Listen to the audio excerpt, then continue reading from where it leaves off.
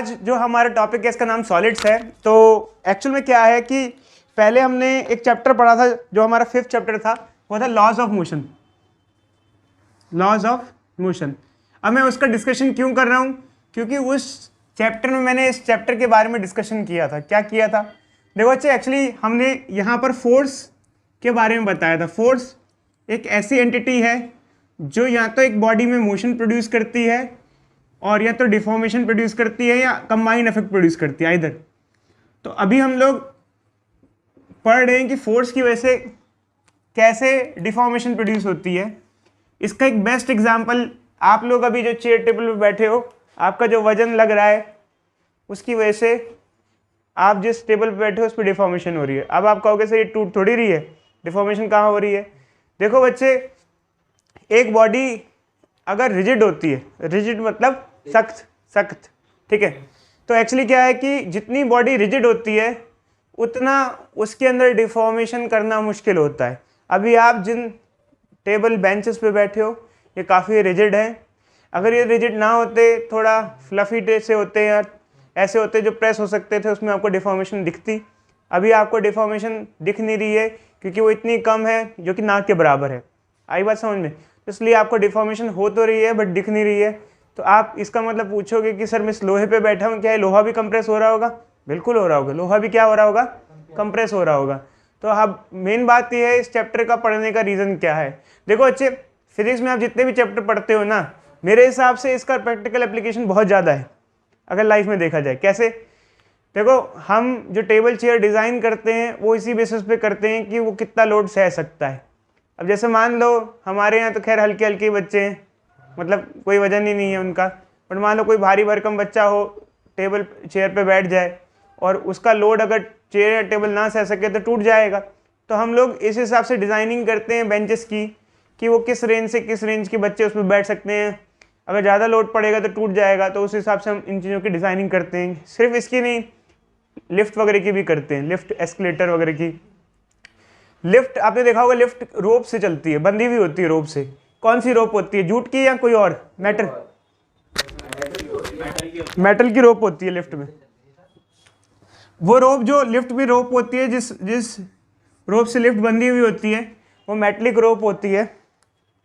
और उसकी डिज़ाइनिंग भी कुछ इस हिसाब से होती है। आपने देखा होगा लिफ्ट में ज़्यादा लोग चढ़ते हैं तो वो अलाउ नहीं करती है, क्योंकि वो कह देती है कि ओनली 5% अलाउड और ओनली 540 kg अलाउड। एक्चुअली क्या है, देखो लिफ्ट सच में और ज़्यादा वेट सह भी सकती है, ऐसा नहीं है कि नहीं सह सकती, बट हम एक फैक्टर ऑफ सेफ्टी लेते हैं। क्या लेते हैं? Factor of safety. Factor of safety मतलब कि ऐसा नहीं है, मान लो लिफ्ट 1000 सह सकती है तो उसको हम 500 पे ही रोक देते हैं, 500 किलो पे रोक देते हैं। क्यों? क्योंकि 1000 पे करो या मरो थोड़ी करना है कि भाई कोई नहीं, शहीद हो जाएंगे। 1000 सह सकती है, वो एक वन टाइम का कुछ हो तो हम फैक्टर ऑफ सेफ्टी लेके चलते हैं, हम ज़्यादा मार्जिन लेके चलते हैं, बहुत ज़्यादा, ताकि ऐसा ना हो कि कोई गड़बड़ हो जाए और लिफ्ट को बहुत जल्दी मेंटेनेंस की रिक्वायरमेंट ना हो। क्योंकि अगर ज़्यादा लोड चढ़ाओगे इस पर तो ज़्यादा डिफॉर्मेशन प्रोड्यूस होगी, तो मेंटेनेंस भी उसकी कंटिन्यूसली चाहिए होगी।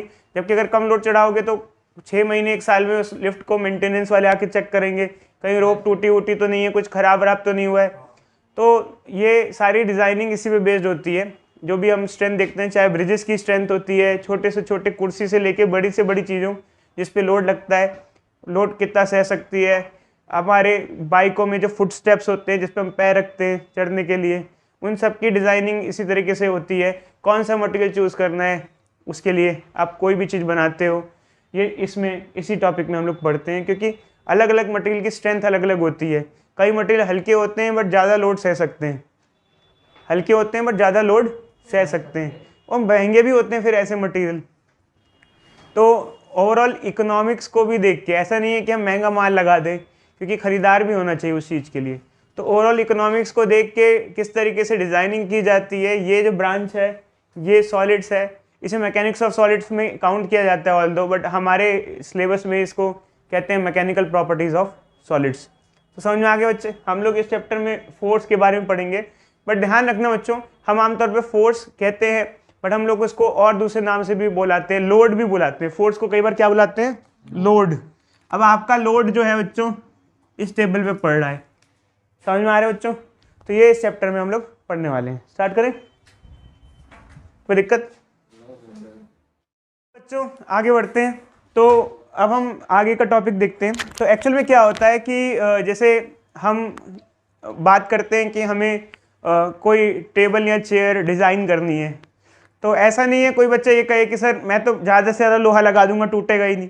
भाई ज़्यादा लोहा लगाओगे तो इकोनॉमिकली वो सूटेबल नहीं होगा, क्योंकि मटेरियल की कॉस्ट भी तो ज़्यादा होती है ना। तो हमको ऐसा करना चाहिए डिज़ाइनिंग कि कम से कम मटेरियल यूज़ करें बट हमारा काम चल जाए। ऐसा भी ना हो कि इतना कम यूज़ करे, रद्दी माल यूज़ करे, कोई बैठे तो टूट जाए, क्योंकि हमें इकोनॉमिक्स का भी ध्यान रखना है। अगर आप हज़ारों रुपए की चेयर बेचोगे तो कोई लेगा नहीं बच्चों इस चीज़ के बारे में। जब हम मटेरियल्स के बारे में बात करते हैं तो हमें ऐसा मटेरियल चाहिए होता है जिसकी स्ट्रेंथ भी ज़्यादा हो, जो सस्ता भी हो, ज़्यादा महंगा ना भी हो। क्योंकि मान लो मुझे एक कंपनी खोलनी है जिसमें मुझे डिज़ाइनिंग करनी है, मेरे को चेयर बेचनी है मार्केट में, तो मुझे ऐसा मटेरियल देखना पड़ेगा जाके। तो डिफरेंट टाइप्स के स्टील्स भी होते हैं। जैसे आपने स्टील सुना होगा। स्टील क्या होता है, कोई बच्चा बताएगा? What is steel? Steel is alloy. Steel क्या होता है? अलॉय। अलॉय क्या होता है? कई सारे मेटल्स का मिक्सचर जो होता है अलॉय होता है, उससे मेटल्स की प्रॉपर्टीज अच्छी हो जाती हैं। स्टील सिर्फ एक टाइप का नहीं होता, मल्टीपल टाइप के स्टील्स होते हैं। हमारे पास बहुत अलग अलग टाइप के मटेरियल अवेलेबल हैं होते हैं।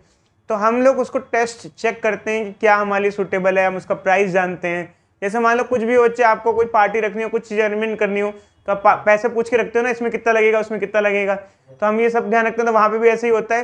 फिर टेस्ट वेस्ट करते हैं। तो देखो जो हम मटेरियल्स टेस्ट करते हैं, जितने भी मटेरियल्स होते हैं, जैसे मान लो स्टील हो गया, ये हो गया, इनकी कुछ प्रॉपर्टीज़ होती है, वो हम आमतौर पर डिस्कस करते हैं। एक प्रॉपर्टी होती है मटेरियल्स की इलास्टिसिटी।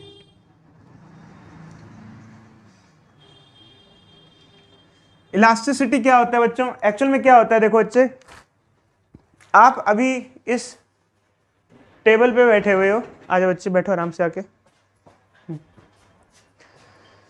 आप अभी इस टेबल पे बैठे हुए हो, तो जैसे आप बैठे हो इस पे, तो आपकी वजह से आपका वेट टेबल पे लग रहा है, तो आपकी वजह से थोड़ी बहुत माइन्यूट सी डिफॉर्मेशन इसमें प्रोड्यूस हो रही होगी, थोड़ी सी डिफॉर्मेशन। बट जैसे ही आप उठोगे तो वापस ही अपने आप को टेबल रिगेन कर लेगी। अब आप कहोगे सर ऐसा कैसे? आपने रबड़ बैंड देखा है बच्चे, या इलास्टिक देखा है अंडर?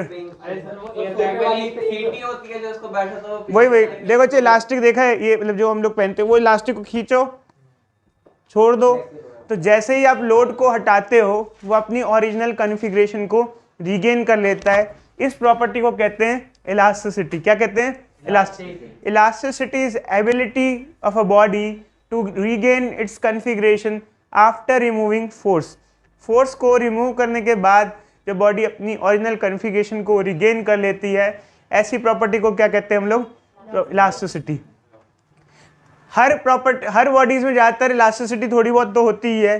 कई सब्सटेंस ऐसे होते हैं जो ज़्यादा इलास्टिक नेचर के होते हैं, कई की इलास्टिसिटी कम होती है। हमको ऐसे मटेरियल ज़्यादा बेटर होते हैं कई बार जिनमें इलास्टिसिटी ज़्यादा अच्छी हो। जैसे अभी आप बैठे हो, तो आप बैठोगे तो आपकी वजह से ये जो स्टील की टेबल बनी हुई है इसमें डिफॉर्मेशन प्रोड्यूस होगी। तो जैसे आप उठोगे, जो थोड़ी बहुत भी डिफॉर्मेशन होगी, मतलब आपको डिफॉर्मेशन दिखेगी नहीं, मैं बताता रहा हूँ, आप कहोगे सर ये दब कहाँ रही है, बट बहुत माइनर है, बट उठोगे तो वो भी वापस रिगेन हो जाती है। तो एक तरीके से स्टील काफ़ी इलास्टिक मटेरियल है। बट ये देखो, कई बच्चों को लगता है कि इलास्टिसिटी सिर्फ रीगेन होता है, ऐसा नहीं है। इलास्टिसिटी रीगेन के अलावा एक और टर्म में हम डिफाइन करते हैं, रीगेन इट्स कॉन्फ़िगरेशन। सिर्फ ये नहीं होता, ये भी होता है इलास्टिसिटी किसी एक बॉडी को डिफॉर्म करना कितना मुश्किल है, परमानेंट डिफॉर्मेशन कितना हार्ड है उस बॉडी के लिए।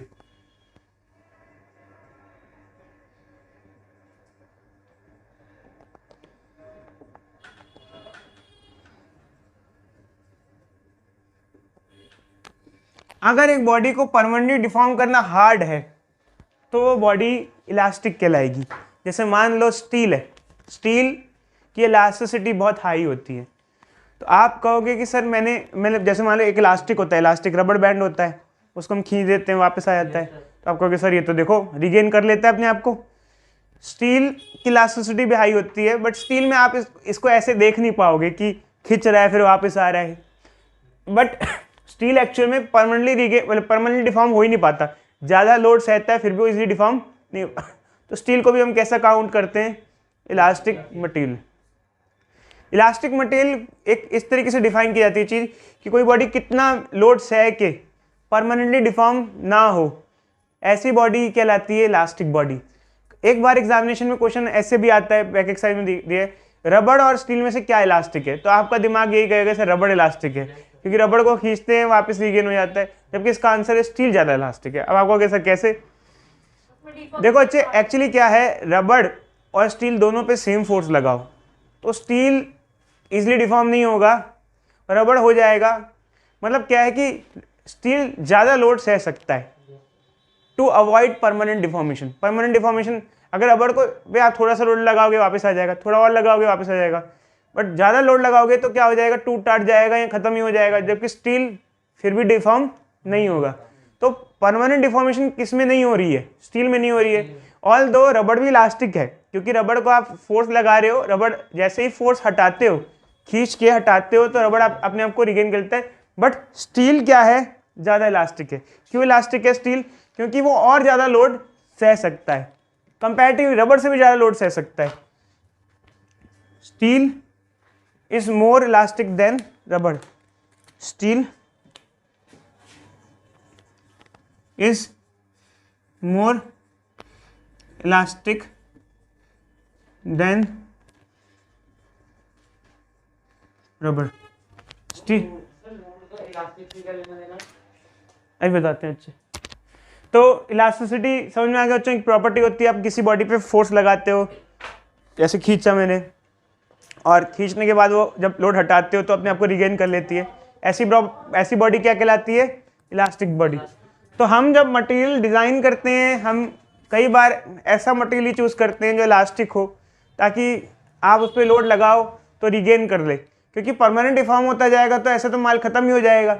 आप मान लो मैंने एक ऐसी टेबल बना दी जो इलास्टिक नहीं है, आप एक दिन आके बैठे, फिर दूसरे दिन आके बैठे, 100वें दिन आके बैठे, तो सीधे सीधे वो क्या होती जाएगी, डिफॉर्म होती जाएगी। तो हम तो ऐसा ही मटेरियल बनाएंगे जो जैसे ही जो फ्लेक्सिबल हो, लोड सह सके और साइकिल ऑफ लोड सह सके। अब जैसे मान लो हम ही इलास्टिक पहनते हैं या कहीं भी हम जैसे क्या कहते पहनते हैं, तो वो लोड लगाते हो फिर हटाते हो तो अपनी कॉन्फ़िगरेशन को बनाए रखने की कोशिश करता है। बट ऐसा नहीं है, नॉर्मली इलास्टिक भी होता है, अगर आप उसको देखो कुछ टाइम बाद वो क्या हो जाता है, ढीला हो जाता है, परमानेंटली डिफॉर्म हो जाता है। समझ में आ रहा है आपको, दिखता है ना। तो अगर मान लो अगर वो परमानेंटली डिफॉर्म ना होता तो अच्छे टाइम तक चलता, तो हम भी कहते हैं अरे वाह देखो तो भाई ढीला ही नहीं हो रहा है, अच्छा है। पजामी हमने वो ली है, क्या कहते पजामी को क्या कहते हैं इंग्लिश में, लोअर लिया है। मान लो अच्छा सा आप जॉगिंग के लिए लोअर लेके, हाँ ट्राउजर तो अलग होता है, लोअर लेके आए, अच्छा सा लोअर लेके आए बच्चे जॉगिंग वगैरह के लिए, और मान लो 1-1.5 महीने बाद ही वो ढीला हो गया, तो आपको लगेगा यार ये कैसा सा इसमें इलास्टिक डला हुआ है भाई, ठीक है। समझ में आया बच्चों, तो ये आइडिया लग गया। ऐसे ही हम मटेरियल्स में देखते हैं, तो ये इलास्टिसिटी होता है। आप दूसरे एक टर्म यूज करते हैं प्लास्टिसिटी, एक टर्म यूज करते हैं प्लास्टिसिटी। प्लास्टिसिटी क्या होता है बच्चे, प्लास्टिसिटी उल्टा होता है, एक बॉडी कितनी आसानी से परमानेंटली डिफॉर्म हो जाती है, ऐसी बॉडी को प्लास्टिक बॉडी कहते हैं, प्लास्टिसिटी कहते हैं। खैर हमें तो ज़्यादातर कई जगह इलास्टिसिटी ही ज़्यादा चाहिए होती है, हमें डिफॉर्मिंग बॉडीज तो इतना नहीं चाहिए होती है। तो यही है बच्चे, ठीक है आगे बढ़े। देखो बच्चे अब हम आगे बढ़ते हैं कि जैसे हम किसी बॉडी पे लोड लगाते हैं तो ऑब्वियसली बात है उसमें डिफॉर्मेशन होती है, बट लोड्स के भी टाइप्स होते हैं। इधर देखो बच्चे, लोड्स के कई सारे टाइप्स होते हैं। आमतौर पे जब हम लोड को क्लासीफाई करते हैं तो 2 मेनली टाइप्स हम लोग लोड के बताते हैं। एक तो होता है बच्चों नॉर्मल लोड, जो किसी सरफेस से 90 डिग्री पे लग रहा हो, इसे कहते हैं नॉर्मल। नॉर्मल मतलब 90 डिग्री विथ सरफेस। कोई डाउट इसमें बच्चों?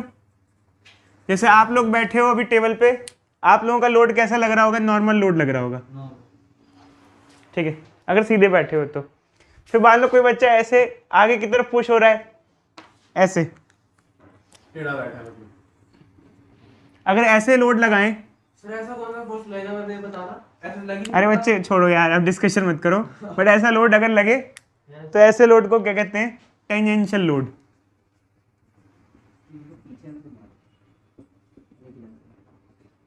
और shear। नॉर्मल और टेंजेंट शायद आपने मैथ्स में पढ़ा होगा बच्चे, नहीं पढ़ा?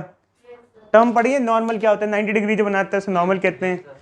ऐसे तो देखो बच्चे, दोनों के अलग अलग इफेक्ट होते हैं। नॉर्मल लोड क्या करेगा, टेंजेंशियल क्या करेगा? आपके हिसाब से नॉर्मल लोड की वजह से क्या होगा और टेंजेंशियल की? अगर मान लो कोई एक रॉड है, जैसे मान लो एक रॉड है हमारे पास, उस पर 90 डिग्री पे लोड लगाते हैं। एक तो हम ऐसे कर सकते हैं, इनसाइड की तरफ, अंदर की तरफ लोड लगा सकते हैं। नॉर्मल ये जो लोड मैंने ड्रॉ की है नॉर्मल है। नॉर्मल कैसे है बताना? 90 डिग्री एंगल पे। इसका रिवर्स भी हो सकता है, बाहर की तरफ लग रहा हो, ठीक है। तो दोनों ही लोड नॉर्मल है। अगर नॉर्मल लोड को भी हम नॉर्मल लोड को ही क्लासिफाई करें तो दो टाइप से कर सकते हैं। एक हो सकता है कंप्रेसिव। क्या हो सकता है बच्चे? Compressive. Normal compressive load, normal compressive. ये जो लोड है कैसा है? कंप्रेसिव है, और ये बाहर की तरफ खींच रहा है, ये एक्सटेंशन कर रहा है, इसको हम टेंसाइल कहते हैं। अब इसका नाम टेंसाइल क्यों होता है बच्चे?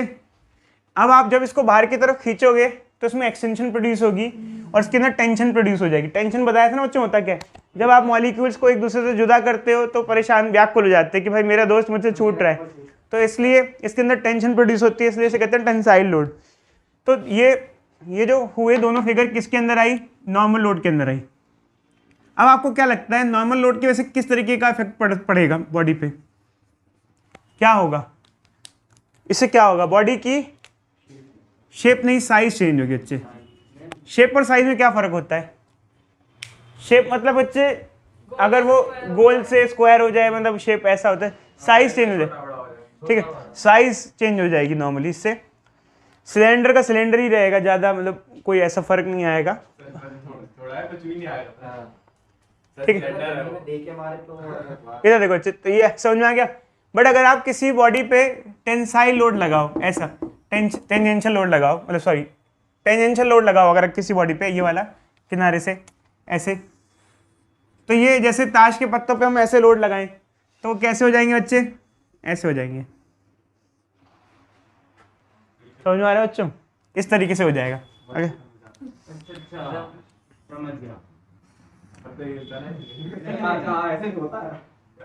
अरे अच्छा ऐसे ऐसे फेंकते हैं ना यूं, तो आप ऐसे कह रहे हो ना, मतलब जैसे कि अरे मान लो ये बुक है, ये बुक है, इस पे ऐसे ऐसे ऐसे ऐसे कर दो, ये देखो यूं। जैसे मान लो किताब अगर आप बहुत टाइम तक पढ़ो नहीं और ऐसे टेढ़ी पड़ी रहे तो कैसी हो जाती है? टेढ़ी हो जाती है ऐसे। तो ये ऐसा, तो बच्चे ये इससे क्या चेंज हो रहा है बच्चे? इससे क्या हो रहा है? शेप चेंज हो रही है। और यहाँ पे कौन सा लोड लग रहा है बताना? यहाँ लग रहा है टेंजेंशियल लोड। कैसा लोड लग रहा है? Tangential load. समझ में आ गया बच्चों? लोड की क्लासिफिकेशन दो टाइप के लोड होते हैं, नॉर्मल और टेंजेंशियल। नॉर्मल में कंप्रेसिव भी हो सकता है, कंप्रेशन, और टेंसाइल भी हो सकता है जो बाहर खींचेगा। बट ये नॉर्मली लोड है। इसको अगर आप अगर अलग अलग मत बोलो तो एक ही बोलो, नॉर्मल, और ये क्या है? टेंजेंशियल। इससे शेप चेंज हो रही है, इससे शेप नहीं, साइज चेंज हो रही है। ठीक है बच्चों, कोई डाउट? चलो लिख लो।